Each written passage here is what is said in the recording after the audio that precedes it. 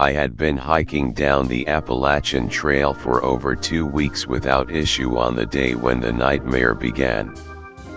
My friend, X, was by my side the entire time. It was, quite honestly, comforting to have someone who stood nearly 6.5 feet tall with me, especially during the long, dark nights when the howling of coyotes drew near. Black bears, too, were a constant presence in these dark mountains. As we got farther from towns and civilization, more ancient predators than human beings took over the land, stalking the night like creeping shadows. For this trip, we both had bought as few supplies as possible. Included in our packs were MREs, 2 sleeping bags, some tarps and hammocks, some light clothing, and 2 pistols with a few boxes of ammo. We didn't want to be too weighed down that we wouldn't be able to move fast. After all, we would source water from the streams, waterfalls, and lakes along the way and filter it using life straws. As the spring breeze blew past us, cooling the sweat on my face, I noticed the trail ahead of us weaving its way through thick swampland. The buzzing of flies and mosquitoes increased with every step. The green, fetid waters of the swamp bubbled constantly, as if it were whispering secrets to us. "Ah, shit," X said, glancing down the hill with his dark, serious eyes. His tan skin was covered in a thin sheen of sweat as he wiped his forehead with the back of his hand. "Another swamp. I hate swamps. You know there's going to be a million mosquitoes and flies down there." I pulled out the map, squinting down at it. I ran my finger down the trail, seeing the mountains and valleys we had already passed. "The trail shouldn't be going through any swamps," I said. "They're supposed to be marked. There's no ponds or anything around here." And yet there very clearly was. Either we were in a different spot than I thought we were, or the map was outdated. The trail also grew thinner as we descended. The sharp branches of the bushes stuck out like greedy hands, grabbing at our backpacks and clothes as we pressed forward. "Well, whatever," X said gruffly, plowing ahead. Twigs cracked under his massive bulk. The thin branches hanging across the path snapped as he plowed forward. I let him go first, since he was significantly bigger than myself. It was like following in the path of a bull. The faster we move, the faster we'll be through it. "We don't want to camp anywhere around here when it gets dark," X continued, looking grim. "We'll be eaten alive by bugs by sunrise. We need to make it to the other side of these boglands before we can stop for the night." "Yeah, and I could use some more water," I said, shaking my mostly empty canteen. "I wouldn't drink this shit no matter what we did to it. It probably has brain-eating parasites crawling in it." I checked my watch, realizing that dusk was only a half hour away. We would have to move fast indeed, especially as we didn't know the size of the swamp. I was not enthusiastic about hiking in the dark with the many steep trails and sharp rocks that covered the surrounding land. A single misstep could lead to a very long, bone-shattering fall. To my increasing dismay, I realized that the trail we were on no longer had the characteristic white markings of the Appalachian Trail. I kept checking the trees for the past 15 minutes, and I definitely hadn't seen a single one. I couldn't remember the last time we had passed one, but I had a creeping suspicion it had been at least a couple hours ago. "I think we have a problem, man," I whispered. "I don't know how it possibly could have happened, but I think we're on the wrong trail. There's not supposed to be any other trails around here," X argued. "Check the map." "Then where's the white blazes?" "There's not supposed to be any boglands around here, either, yet we're walking through the middle of one," I said. He shook his head. "Listen, Ben, there's not going to be markers on the entire Appalachian Trail," he said. "Just trust me. We're on the right path. Sometimes forests change. Swamps take over spots where forests used to lay. Hell, the Sahara Desert has been expanding for thousands of years, just eating the forests and plains all around it. There used to be lions and savanna in Morocco, and now it's all dead and dry." I felt doubtful, but I continued forwards, following closely behind X. Neither one of us had ever done the full Appalachian Trail, after all. I hoped he was right. I was not enthusiastic about backtracking 2 or 3 hours if he wasn't. I thought back closely on our travels during the last few hours, wondering where we could have gone wrong. The trail had been rather overgrown and rocky on the peak of the last mountain. There had been a beautiful view spanning hundreds of miles, looking far off into state forests and winding roads. I remembered seeing the white marker near the top, but after we had started descending, it disappeared. That must have been where we went wrong, if we did, indeed, go off course. But I couldn't be sure, and I didn't tell X about my suspicions. We finished descending a steep, rocky trail into a valley where the boglands really started. The trees ended in a massive semicircle around the open swamp. Thick peat covered the entire surface of it like rotted, grayish-brown skin. I saw water snakes quietly disappearing into the stagnant water, leaving behind slowly expanding ripples. "This is pretty cool," I said, stopping for a moment at the bottom of the trail to admire the boglands. Our trail continued directly through the center of it, no more than a raised patch of black earth surrounded by green swampy water. I could hear the many insects chirping and flying before we even took a step forward. Though the spring air felt warm and I was covered in sweat, I still reached into my bag, taking out a windbreaker that would cover up my arms and neck to help with the bugs. X did the same.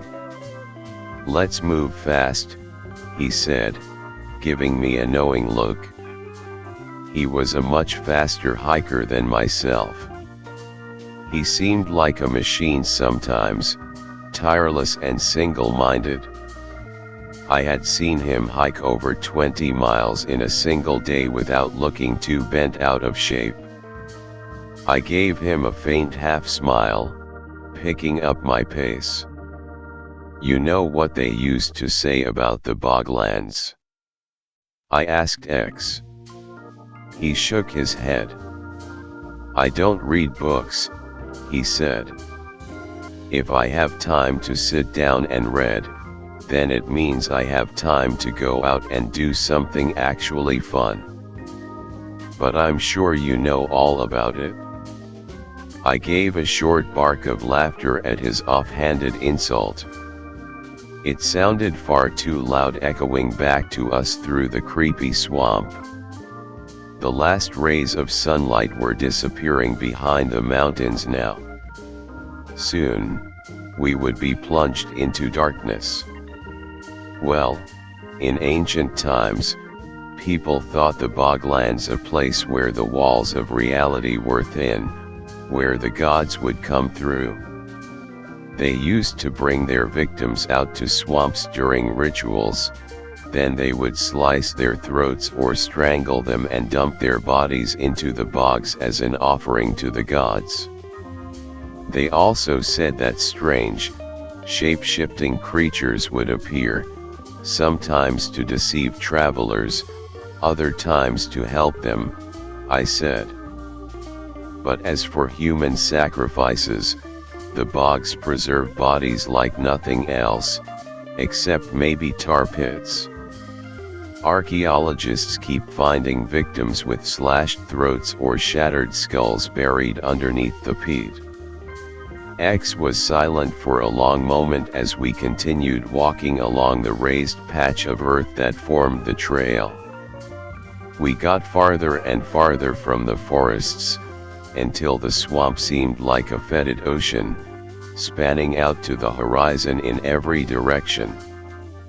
Do you think they used to do that kind of stuff around here?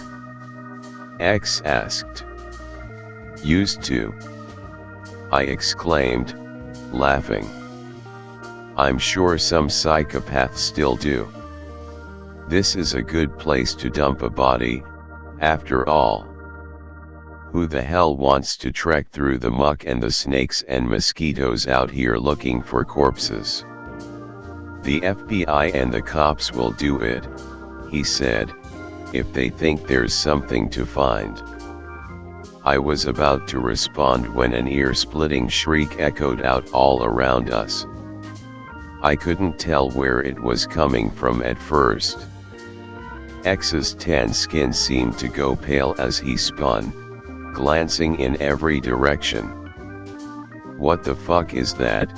He screamed over the deafening wailing. I didn't believe in cryptids, but my anxious mind immediately offered up an image of a banshee, a woman with chalk-white skin and black eyes whose shrieking jaw unhinged like a snake's. I'm turning around, I yelled, pointing back for emphasis. Dude, fuck this. We need to get out of this swamp. But X was no longer listening.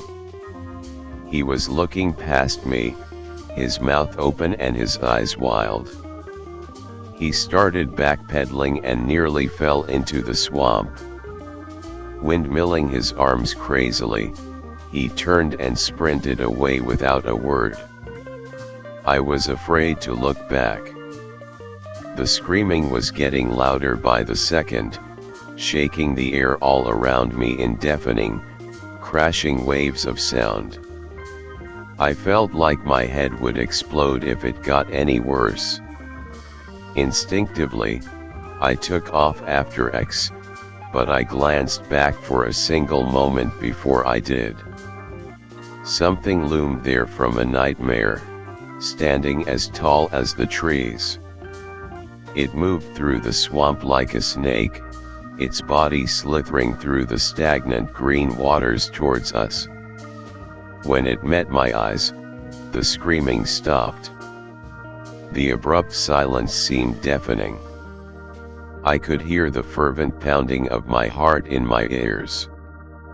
The creature's skin looked honeycombed and rough, almost like a wasp's nest. The thousands of tiny holes covering its body constantly opened and closed like hungry mouths. Its arms were long tentacles ending in sharp points of bone in the shape of scythes. The tentacles undulated like serpents. Its legs, too, were no more than 4 tentacles that alternatively slithered and stepped forward. Its flesh was the color of peat, a sickly grayish-brown, and the smell that emanated from it was rancid and stagnant, the essence of all boglands and swamps. I nearly gagged as I ran. The putrefying stench seemed to follow me like a shadow. Ahead of me, X was fumbling in his backpack as he ran, trying to grab his pistol. I knew he had a Glock 21 in that bag, and I had my Sig Sauer in mine. I cursed myself for not keeping it holstered on my body, but I had never had to use it before and hadn't seriously thought I would need it for this trip. He glanced back at me, his eyes widening in horror. "It's right behind you," he yelled. "Get down." He dropped his backpack, revealing the sleek, black pistol clenched tightly in his hand. I barely had time to comprehend his words when an immense pressure and numbness radiated through my back. My head snapped backwards as a meaty thud resonated all around me. I went flying forward, feeling as if I had been struck by a car. As I flew through the air, the pain in my back exploded in burning pulses. I felt the deep slice open up from the sharp blade of bone that had slashed me like a knife. I felt trickles of blood pour from the open wound, making my stained shirt cling to my body. I landed hard on the raised black earth of the trail, a bone-jarring impact that knocked the air out of me. At that same moment, X opened fire, pressing the trigger over and over, emptying the magazine as fast as he could. Something splashed over me, going in my eyes and mouth and nose. I crawled forward, moaning, my head spinning. I wiped my forehead, seeing spatters of green blood squirming with dark, maggot-like creatures covering my arms and face. It clung to my fingers, thick and rancid. I felt stinging sensations as the tiny worms bit me over and over. My ears rang with a high-pitched whine from the gunshots. X was running towards me now. I continued to crawl towards him, shell-shocked and whimpering, trying to wipe the eldritch blood off my skin. With a muscular arm, he reached down and pulled me up. "Where'd it go?" I mumbled, stumbling forward on unsteady feet. X put an arm around my shoulders and helped support me. "It slunk back into the swamp," he said. "Jesus, you're bleeding really bad, buddy. We're going to need to take care of that as soon as we get away from this hellhole." I felt the deep slices from the creature's blade-like hands across my back. The fabric of my shirt clung tightly to the skin as fresh blood soaked it. "This isn't the trail, X," I gasped. "We went the wrong way. We need to go back." He nodded grimly. "We're heading back right now. I know it's the wrong trail now, it definitely is, but it's dark. The trails back up the mountains are steep and dangerous, and we've already been hiking all day. How much longer can we really go?" he asked. In reality, I had a feeling X could go for quite a bit longer. I was the weak link in the chain, and we both knew it. X took out a small, LED flashlight from his backpack, shining it ahead of us on the dark path. Across the center of the black earth, there was an obstruction, something that hadn't been there when we passed this way originally. "Shit. Is that a person?" X said, slowing down. He focused the light on it. As my eyes adjusted, I gave a gasp of horror as I saw a rough sacrificial table looming there, waiting with a ready victim. Laying on the bare wooden planks in the center of the trail was an elderly man wearing the garb of a hunter. He was gagged, a bloody rag shoved deep into his mouth. I felt a sense of revulsion and terror as I realized his hands and feet were nailed to the planks, as if he were being crucified laying down. His eyes rolled wildly, white and insane, like a horse with a broken leg. When he saw us approaching, he tried to say something through the gag, pulling hard against the nails that bit so viciously into his flesh. Fresh rivers of blood spurted from his wounds. I had my pistol in my hands. X had taken a fresh magazine out by now, throwing the empty one back in his backpack. Trembling, he went first, his shaking hand moving the flashlight around wildly. Its bright rays bounced off the dead, half-rotted trees that grew out of the boglands, the clouds of mosquitoes and moths that circled us constantly. "Oh my God, he's like the victim of a serial killer or something," he whispered, running a trembling hand over his face. "It looks like someone has set that poor guy up to have his heart cut out, like some sort of Aztec ritual." He glanced worriedly over at me. We had both stopped cold in our tracks, looking around for any sign of danger, but we only saw the old man writhing on his rough table of torture. "We have to keep going forward," I whispered. "That thing is behind us. I don't think it's dead. I'm not sure it can even die." "But what's ahead of us?" he asked grimly. "That's the real question, isn't it?" Far off down the trail, I saw small pinpoints of flickering light. They drew closer. We raised our pistols, waiting for the new arrivals to show themselves. Dozens of people dressed in black, silky robes holding lamps slowly ambled their way towards us. They had their heads bowed, like monks on a holy pilgrimage. They drew close to the sacrifice. The one in the lead held a long, curving dagger whose blade looked like it was made of some kind of red volcanic rock.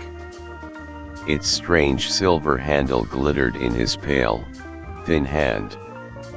At the end, I saw it was sculpted into the shape of a human heart.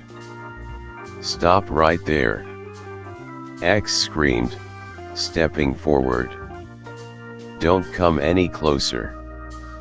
We are armed, I'm warning you." The people in the black robes didn't appear to hear or care in the slightest. They continued slowly following their leader with the strange dagger, almost floating forward in a nonchalant manner. Their leader began chanting in some strange, ancient language. It reminded me of Tibetan or Sanskrit in a way, like the chanting of some Vajrayana monk high up in the Himalayas. But it had a sinister, hissing quality to the words. Something ancient and powerful resonated in every syllable. I raised the pistol, firing blankly into the dark, cloudless sky above. The smell of gun smoke and fetid rot hung thick in the air. The leader of the group looked at me with his large, glassy eyes. His face looked sunken and pale, almost like a starving child. He had shaved all of the hair on his head, even his eyebrows. His lips were extremely thin and bloodless in his chalk-white face. For a long moment, we stood staring at each other, my pistol aimed at his chest. X also had his pistol raised, aimed at one of those standing behind him. But the robed man didn't speak. He gave me a faint grin. "Let the old man go," I commanded, my voice sounding hoarse and weak. The swamp quickly swallowed up my words, until only the buzzing of mosquitoes remained. "I am sorry, my son, but I cannot do that," the leader said in a voice as cold as endless space. "If we do not feed Maudarot, it will never sleep. The swamps will continue to expand, eating more and more of the surrounding forests and towns, and Maudarot, driven insane by hunger, will take far more victims in the process. This job has been passed down to us from generation to generation, from big hand to small, for over 4 centuries. Only twice has Maudarot not been fed on the new moon, and each time, entire settlements full of people were wiped off the face of the earth as if they had never existed. On one, they just had time to carve the word Croatan before they were taken. Maudarot looks for the place where the nightmares grow. It breaks open the chest and finds the place where the silent screams start, deep down at the base of the heart. All of the nightmares are planted there, like tiny seeds scattered during childhood.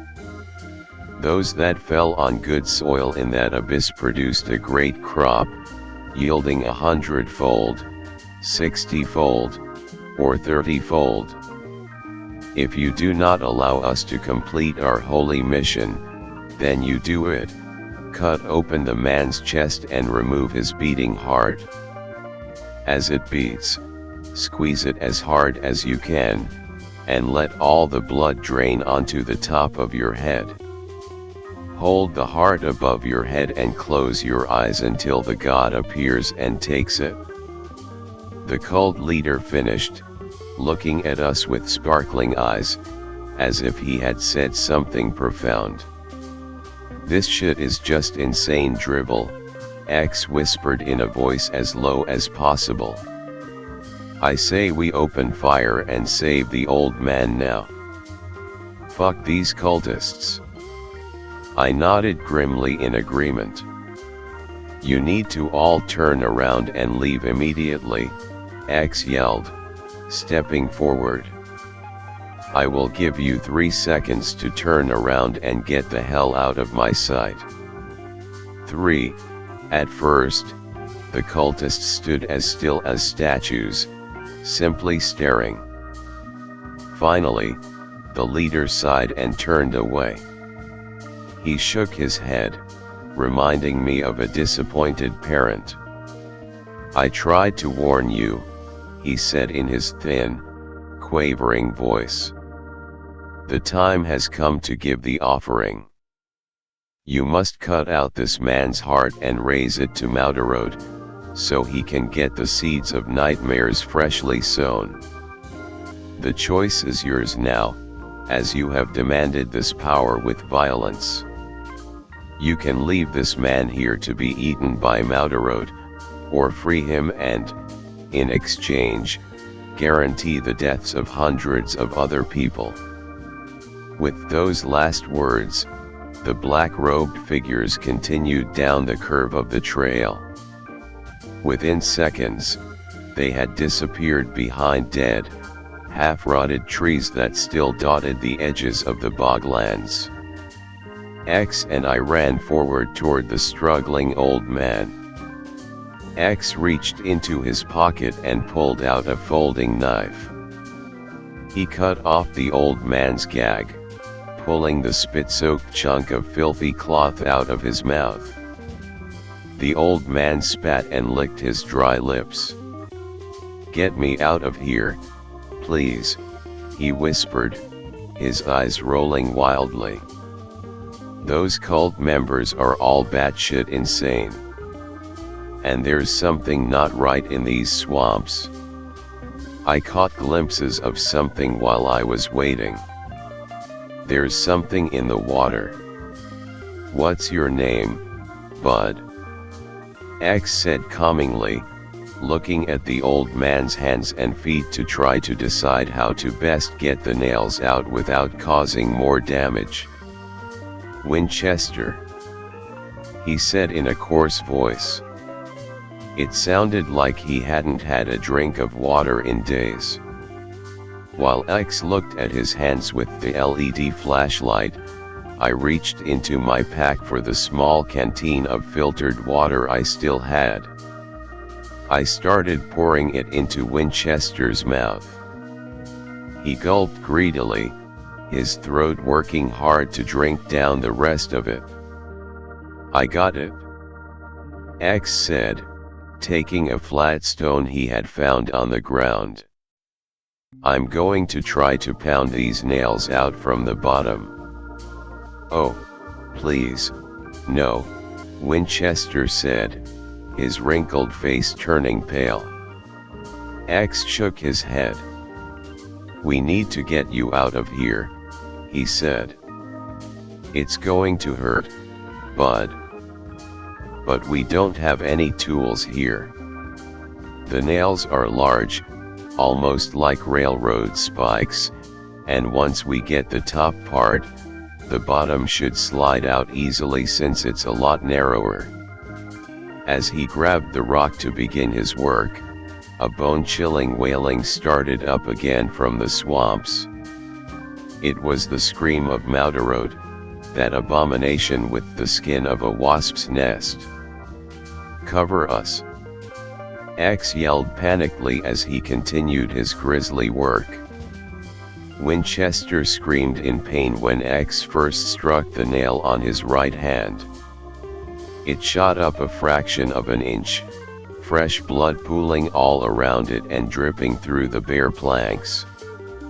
I turned, but the banshee wail seemed to come from everywhere and nowhere. The swamp bubbled faster and faster all around us, as if thousands of corpses were coming back to life. I heard Winchester scream again, then the dull thud of another nail hitting the earth. A face peeked out of the swamp, only 20 feet away. Its eyes were green, the color of a putrefying wound. Its lipless mouth opened wide, showing a spongy black mass of skin with concentric circles of tiny, razor-sharp teeth. It reminded me of the mouth of a lamprey. I opened fire, shooting wildly at the face, aiming at the body hidden under the dark surface of the swamp. Luminescent drops of green blood exploded from a bullet hole in its upper right shoulder, floating across the surface of the water like radioactive waste. Its screaming cut off instantly. All I could hear was the pounding of the rock behind me and Winchester's pained, horrified pleas for mercy. Please, you're hurting me, he pleaded. Shut the fuck up, Winchester, I whispered. It's here with us now. With considerable effort, he did, only moaning and violently jerking his head now as the waves of pain ripped through him. I got it, X said suddenly. A feeling of elation filled my heart. Let's go then, I yelled, turning to help the old man up. I heard something massive rise up behind us.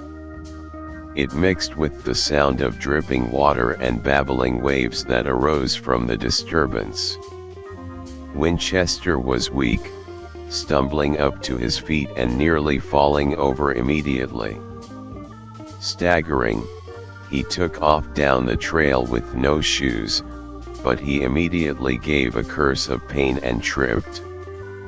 X and I started running, and at that moment, I realized the flaw in our plan. We wouldn't be able to get Winchester out of the swamp without carrying him, due to the extensive injuries to his feet. And I knew we didn't have time. Maudarota's body stood as tall as the trees as it looked down at the three of us with its strange, infected eyes. Its tentacles undulated faster and faster, seeming to whip around its body until they flew out towards us. "Run!" I screamed. X and I sprinted behind a cluster of dead trees hugging the path. The blade-like hand of Maudarot chopped them in half, raining wood splinters down on our heads. Winchester continued trying to crawl forward.